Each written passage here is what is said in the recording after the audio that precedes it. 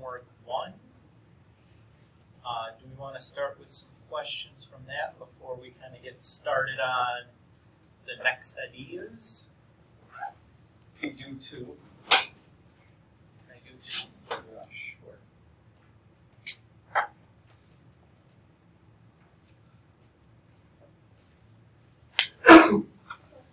All right.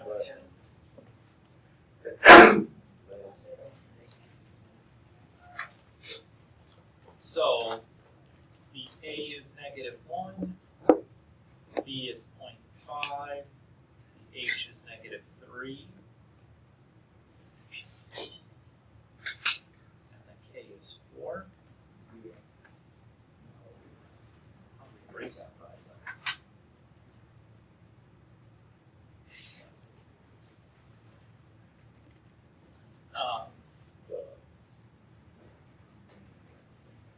Hopefully that's pretty obvious. So if I look at the A is negative, and the B is between 0 and 1. So that should tell me that this is growth.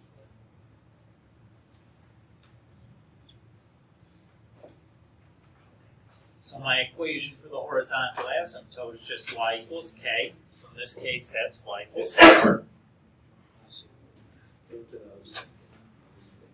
To make my 5-point table, I'm going to do h minus 2, h minus 1, h minus 0, h plus 1, and then h plus 2. Everybody's okay there? To find the y coordinates, then I'm just going to plug these in.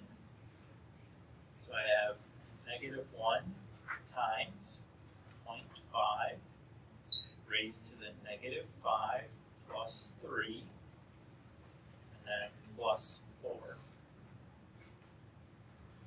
So that gives me 0.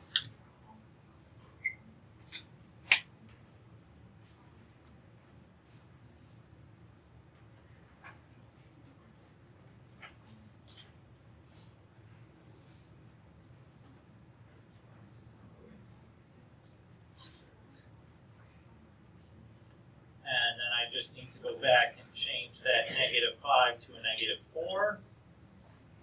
That gives me 2. Okay. And then change it to a -3.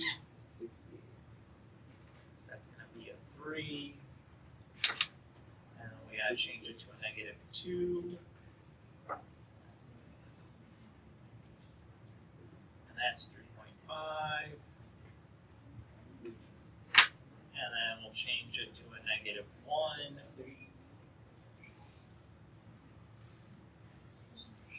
And that's 3.7. So if I want to graph this then,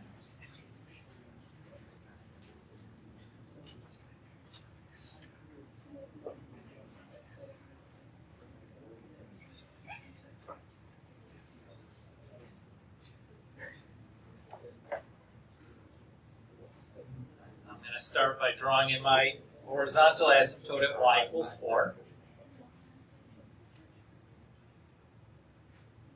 And then I'll plot my points and draw my curve. So I have -5, 0, -4, 2, -3, 3, -2, 3.5, and then -1, 3.75.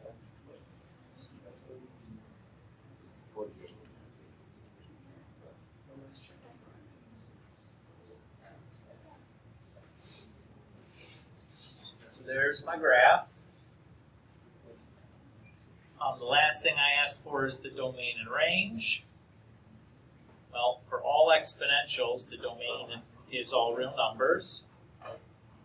And the range depends on the values for a and k. Since the a is negative, that tells me that I'm going to go from -infinity up to k.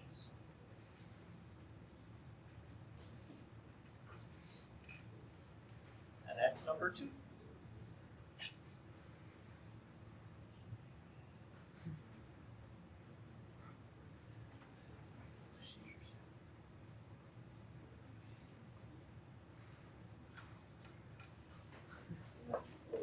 Yes? Do you always put arrows on both ends? Yes. Since the domain is all real numbers, there definitely is arrows at both ends.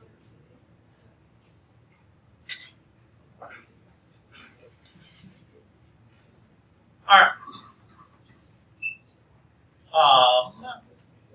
We good to start the new stuff then? What do you guys think? Let's do it.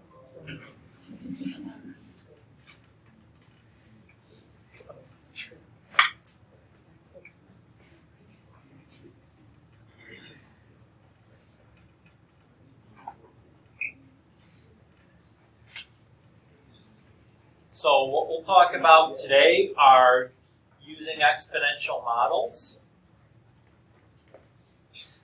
So there's 3 exponential models that we'll talk about here. So there's the growth model.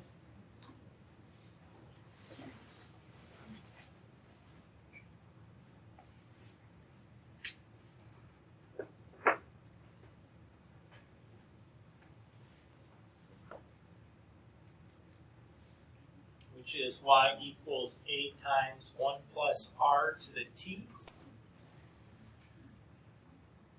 where y is some future value,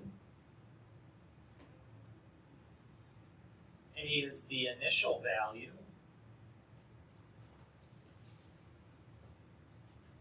r is your rate of change as a decimal,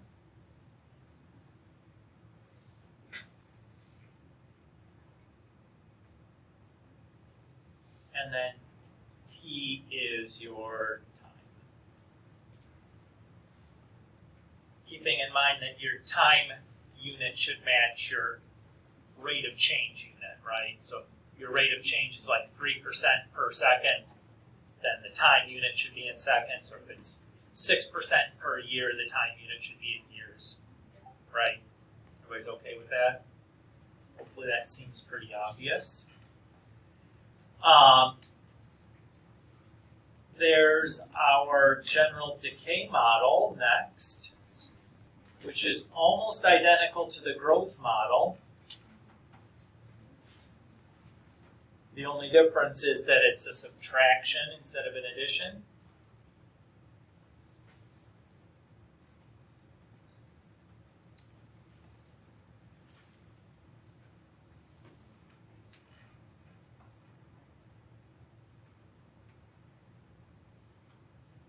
Everybody's okay with that?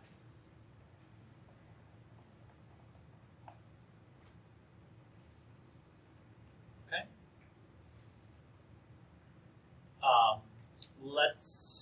I guess we'll just do them all right in a row here. And then the third one that we'll talk about here is the compound interest formula.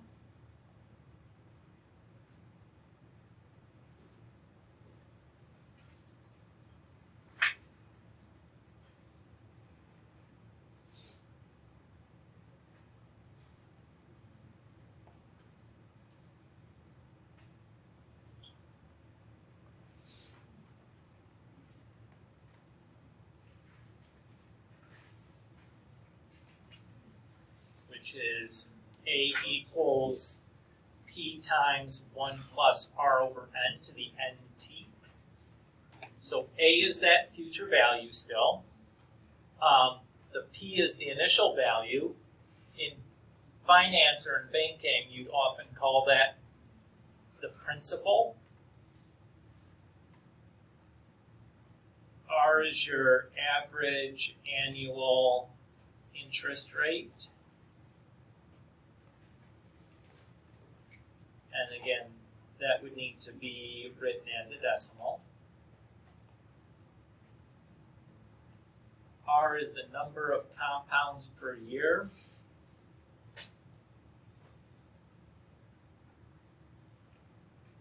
and then t is time.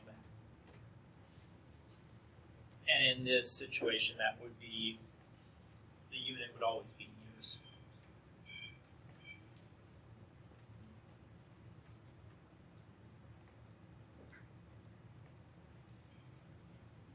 Sorry for the extra bad penmanship. The new stylus for this computer is this little tiny short thing that's actually a lot harder to write with than the longer stylus. I don't know why they made it shorter. So I'm doing the best I can. I'll get better at it, I'm sure, as I get used to using it. But my penmanship is not great to begin with, and it's a little bit worse today, so I apologize on that. Again, if there's something you can't quite read, holler at me. I get it.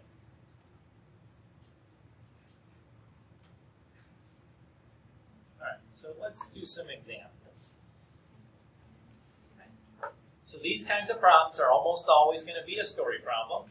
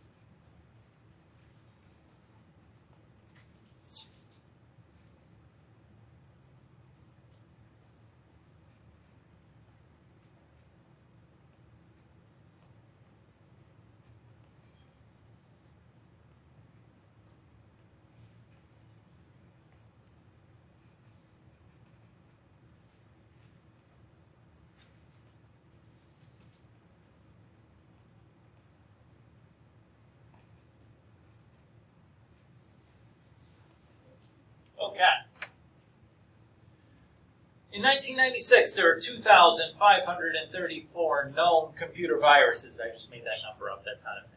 Over the next 10 years, the number of computer viruses increased by an average of 86% per year. Again, I just made that number up. That's not a fact. We're asked to first write a model for the situation. First question should be, which model should I be using? Growth, decay, or compound interest? Well, I can eliminate compound interest right away because we're not even talking about any money here, right? Compound interest has to do with money. So I can eliminate that as a choice. So should this be growth or decay? There's a word in the story problem that tells me which one I would want to use. What is that word? Growth. Increased. And that tells me that we should be doing exponential growth.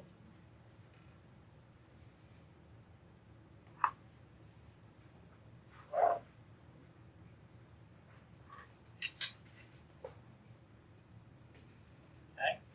So if I'm writing a model, there should always be two variables in my model. There should be an independent, dependent variable that I don't fill any numbers in for. In this case, it's going to be the y, the future value, is going to be one of my variables. And the t, the time, would be the other variable that I'm going to have. Because I know that the number of computer viruses are changing with time. Everybody agree with that? Okay? So A is the initial amount. What should that be?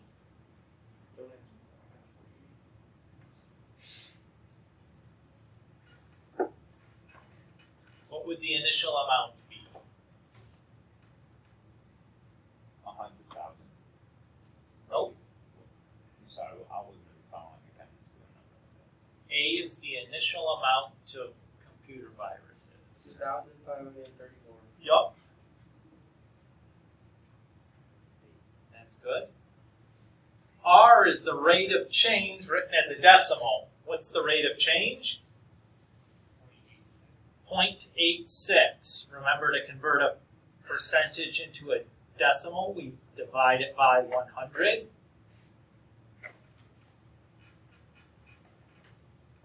And if I wanted to, I could go ahead and simplify that a little bit. Because if I add 1 and 0.86, I get 1.86, right? Okay. Part B says, use the model to predict the number of viruses in 2006. So, what we're going to be doing is plugging in a value for t. The question is, what value for t?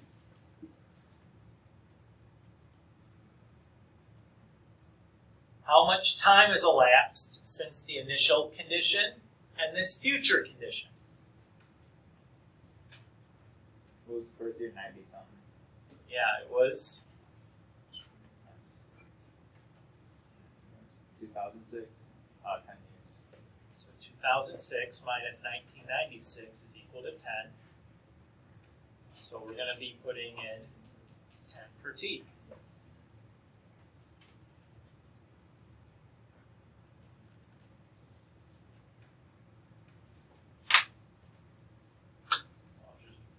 Bust out my handy dandy graphing calculator.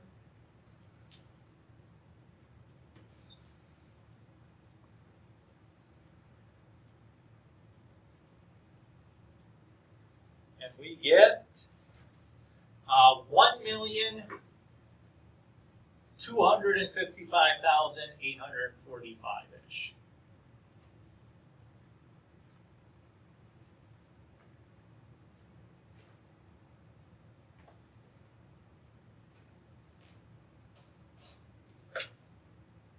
Everybody happy there?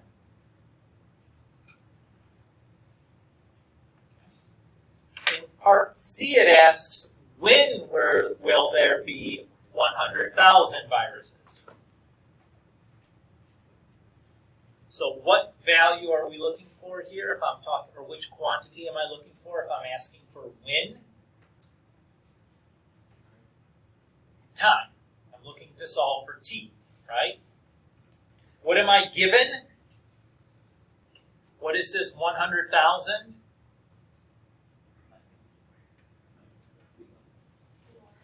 That's a y, it's a future value, right? So what we're trying to do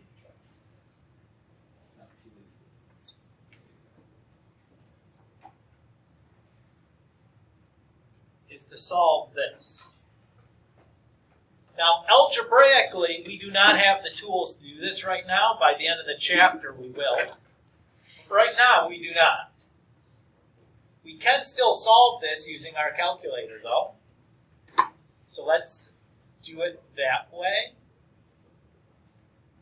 So what I'm going to do is I'm going to go to the graph, the y equals menu.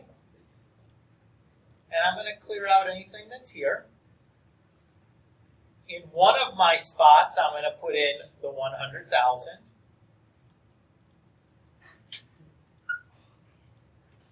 And in the other spot, I'm going to put in the 2,534 times 1.86 to the x.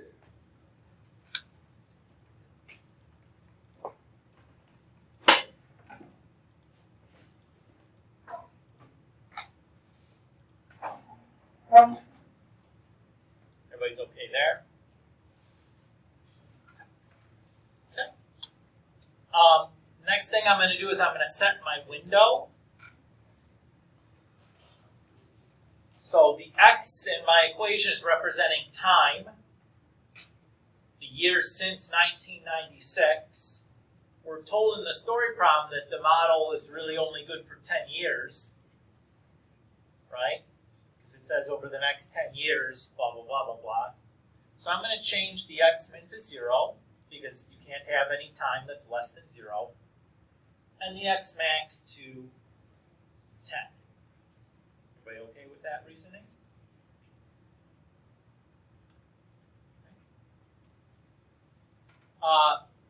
Now, the minimum y value I can have in this problem is what? What's the least amount of computer viruses that'll be present with our model? No? No? What's the initial amount? 2034. And it's increasing, so it's never going to be less than that, right? So instead of doing, I'm just going to do like 2,500 and just keep the numbers as round numbers. Everybody's okay there? The maximum amount of viruses that we could have in that 10-year span would be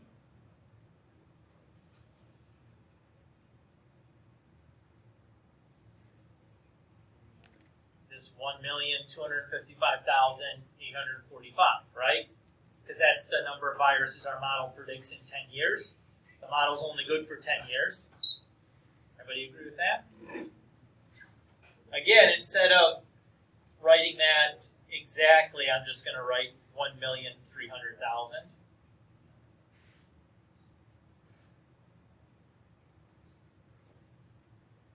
Everybody's okay with that? And what I'm going to do is I'm going to hit graph now. So this line is the 100,000. This is my exponential growth function.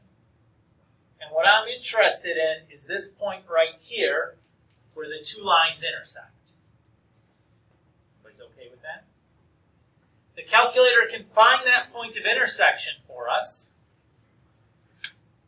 If I press the second button and then the trace, which one of these commands sounds like the one that we want? Intersect. So I'm going to go ahead and click on that. The calculator is now going to ask me 3 questions. It's going to ask me, what 2 curves do we want me to find the intersection of, and where should I start looking?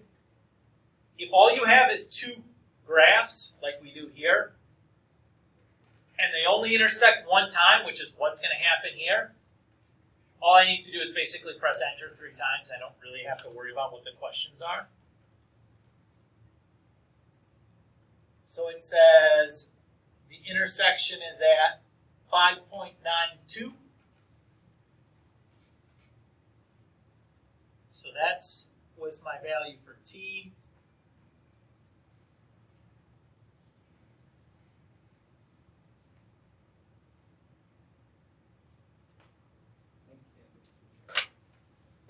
So about 5.92 years after 1996. So right around 2002, right?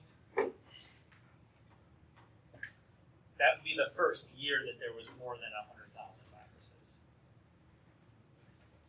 Everybody feel okay on this? Again, not too terrible, right? You're just kind of filling into a formula and then using that formula to do some stuff. But let's do a couple more examples.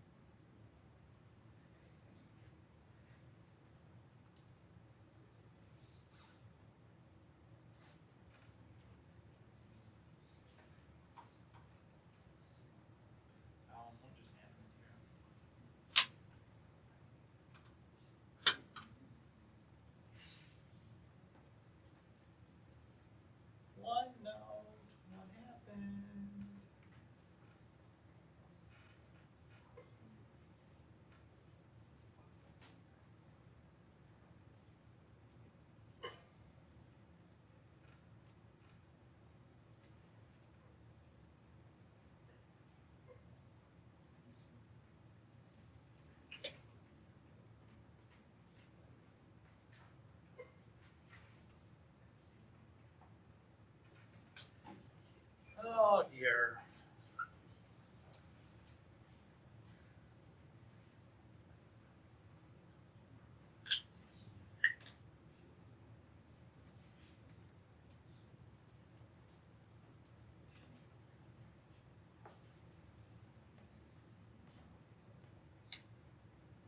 I don't know what's going on here.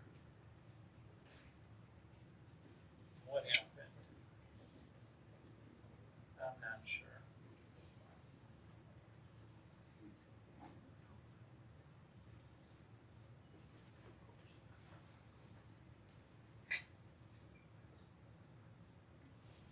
I'm just trying to do that.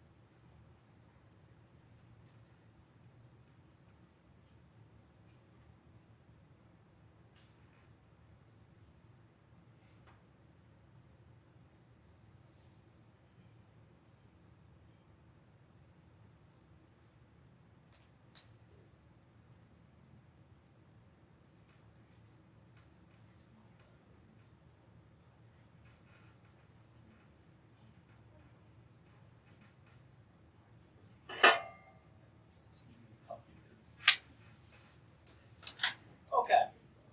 You buy a new snowmobile for $8,500. On average, a snowmobile depreciates in value by 11% per year.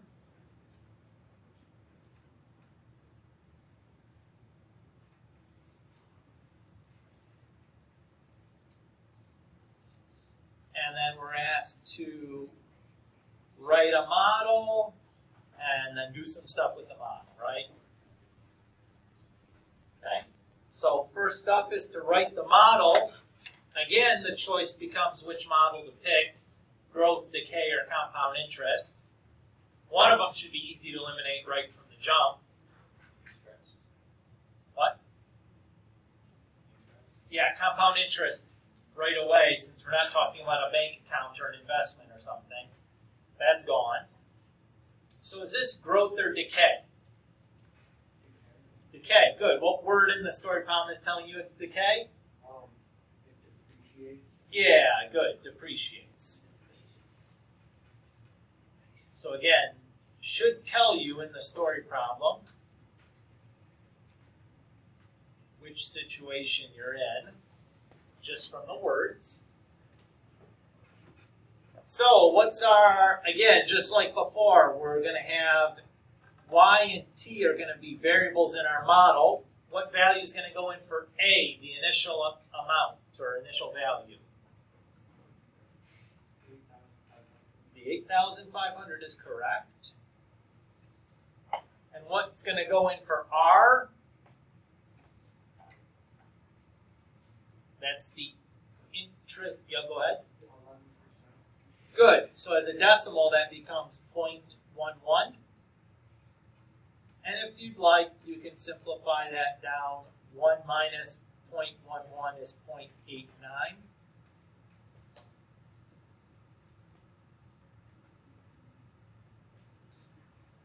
So part B asks what is the value of the snowmobile after 5 years?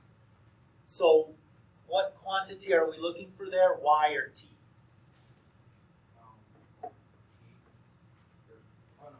Y, because you're asking for a value, right? Okay, so we're going to have to plug a value in for T to find Y. What value for T are we going to use? 5, right? Okay, so then it's just calculator time.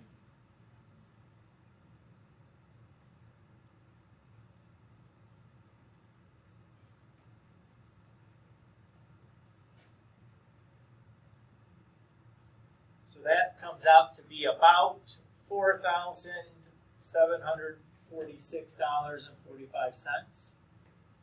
That's kind of funny, right? It's 474645.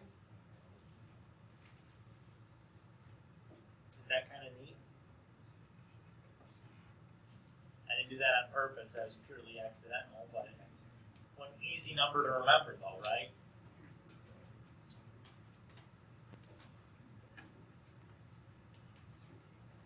Part C then asks, when will the snowmobile be worth $3,000? In this, we're asking about which quantity? Time, since it's a when question. So we're going to have to fill in a value for Y. What value are we filling in for Y?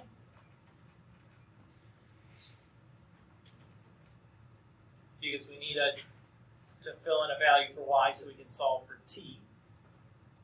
Y is a future value. What value in the future are we interested in? 3,000.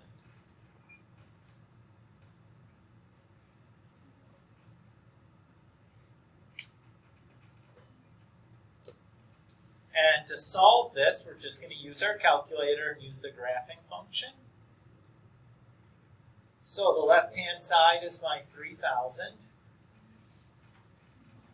My right-hand side is the 8,500 times 0.89 to the x. And then I'm going to have to set up a window. So I know after 5 years we get to just under $5,000, right? So I think by 10 years I should certainly be 3,000 or less. Don't you guys agree? That seems reasonable to me. So I think 0 to 10 seems fine for my x's. For my y's, what's the minimum value that this snowmobile could have? No. So remember, this is depreciating, right? So what would be the least amount that that snowmobile could be worth?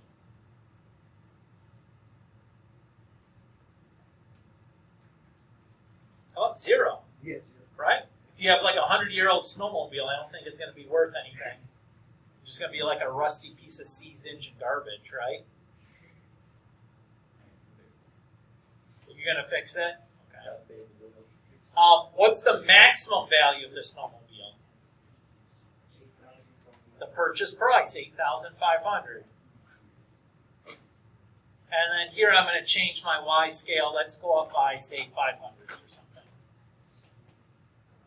So let's hit our graph. There's our line for 3,000. Here's our exponential decay function. Woo! Just barely made it. If we didn't see the intersection, what would we do? We would go back to the window and pick a bigger X max so it goes further and it would cross. But we got it, just barely. So we're going to find the intersection. So second, trace. choose the intersect command, and since I just have two things that I'm graphing, I can just press enter 3 times. So we'd say after about 8.93 years. That's the X value it reports there at the bottom.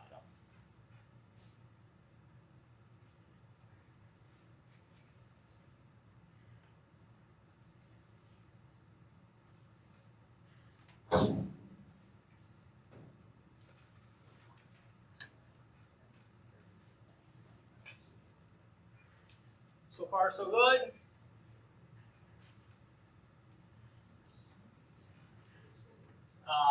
Last example for today.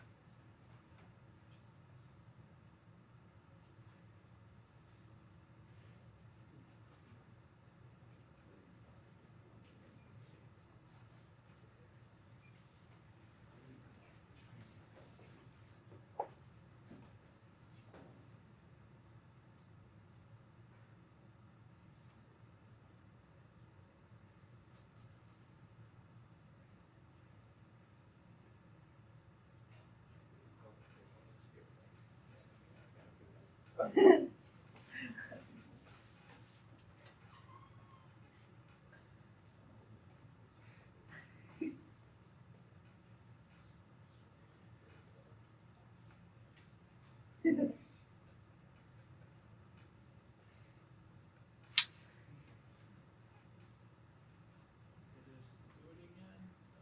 What's going on? Oh, no.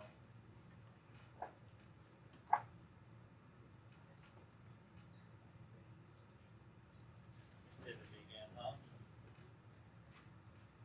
Why is this happening? Certainly.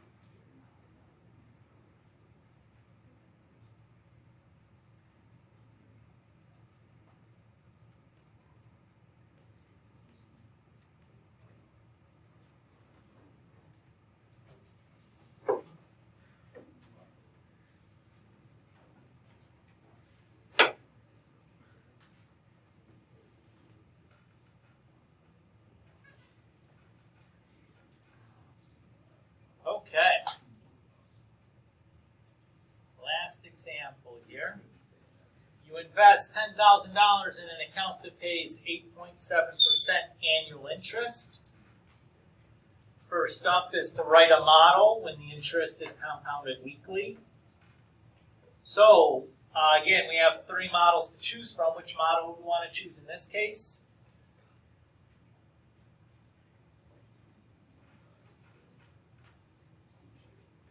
Hopefully you're picking the compound interest formula in this situation, right?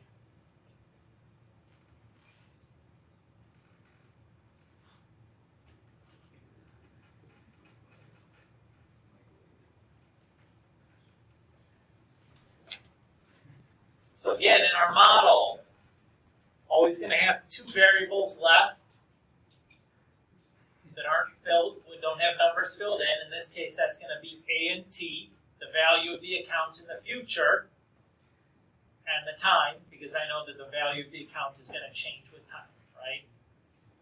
The longer you leave your investment there, the more money it should be worth. You guys agree? Okay. So let's fill in the rest. So the P is the principal. That's the initial investment. What should I put in for that? For what number should I put in for P? 10,000.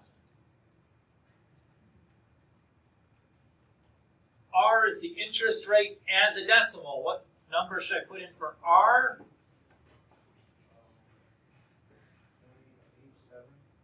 0.087. Remember, we're dividing by 100. And N is the number of compounds per year. So the question says our interest rate is compounded weekly. How many weeks are there in a year? 52.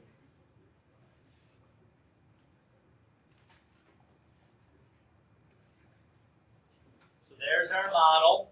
And I wouldn't simplify this anymore because, well, 0.087 divided by 52 is going to be some crummy decimal that's really long. That's not worth it to me. I'm just going to leave it the way it's written. Part B says, how much is the account worth in 10 years? So we're finding A when T is 10. So we're just plugging in 10 for T.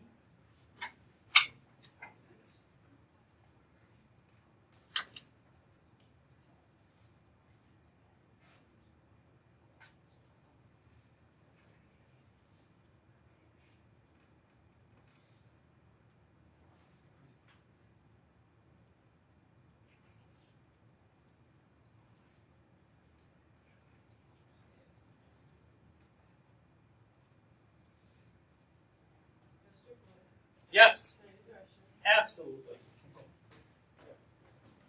So when I do that, I get $23,851.76.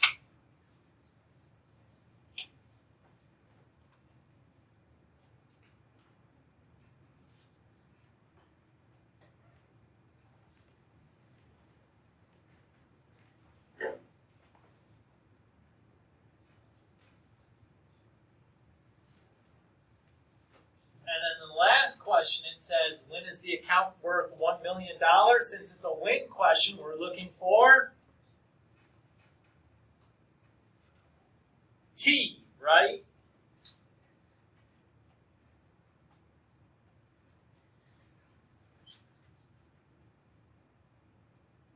So we'll plug in 1 million for A.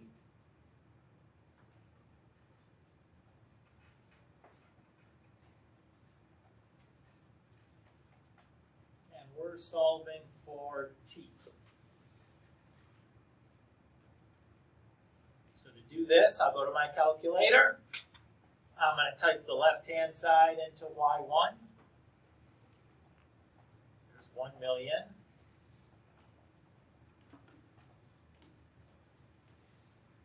$10,000 times 1 plus 0.087 divided by 52 raised to the 52 times an x.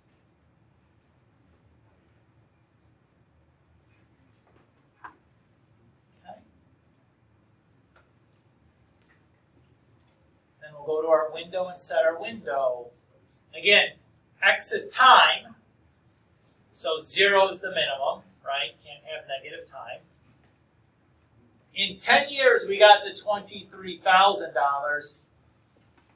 To get to $1 million, I don't know. I'm going to put like 75 or something here. Seems like this should be to $1 million at least by then. You guys buy that? I'm just taking a guess, right? You might have guessed more, you might have guessed less. It certainly should have been a lot more than 10 though, right? You guys agree? Okay. And maybe we'll do by 5s there since it's much bigger. The y value. So the minimum value of the account is that $10,000, the initial investment. I care about when it gets over $1 million. So I'm going to do like 1.5 million as my max. And maybe we'll go up by 100,000 or something. So there's my 1 million line. There's my interest curve. Boom. Made it to $1 million. All right. So just we need to find that intersection. So second trace, pick the intersect command. Since I only have 2 curves, I can just press enter 3 times. And it says 52.98 years.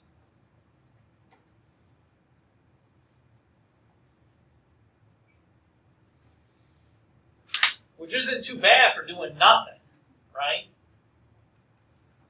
So imagine you at 16 or 17. If you have $10,000 and you can get a pretty good investment, 50 years later when it's like time to retire at like 66, which is the normal retirement age, having added no more money, you'd be cashing out at a millionaire, which is pretty rad. Right?